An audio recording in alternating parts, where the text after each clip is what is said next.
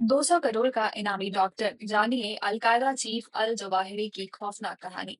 जब भी आतंकवाद का जिक्र होता है, ओसामा बिन लादेन का नाम सबसे पहले लिया जाता है।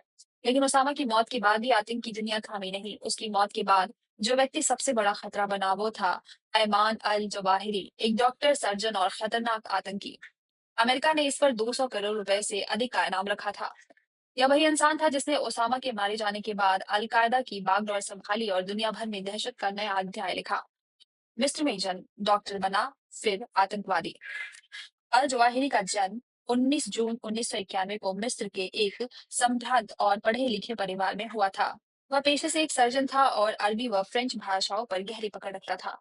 मात्र 14 साल की उम्र में वह मुस्लिम ब्रदरहुड का हिस्सा बन गया और आगे चलकर उसने इजिप्टियन इस्लामिक जिहाद नामक संगठन की स्थापना की। यह उसका पहला बड़ा कदम था कट्टरपंथ की ओर। ओसामा बिन लादेन से मुलाकात और आतंक का गठजोड़।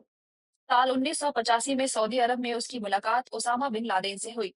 दोनों की विचारधाराएं एक जैसी थी और जल्द ही यह रिश्ता आतंकवाद की साझेदारी में बदल गया। वर्ष 2001 में अल जवाहिरी ने अपने संगठन ईआईजे का विलय अल कायदा में कर दिया।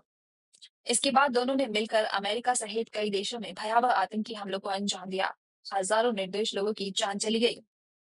ओसामा की मौत के बाद संभाली कमान। 2 मई 2011 को अमेरिका ने पाकिस्तान के एबटाबाद में ओसामा को मार गिराया। उसके बाद अलकायदा की कमान ऐमान अल जवाहिरी के हाथ में आ गई। उसने संगठन को कमजोर होने से बचाया और नए सिरे से आतंकी हमलों की योजना बनाई।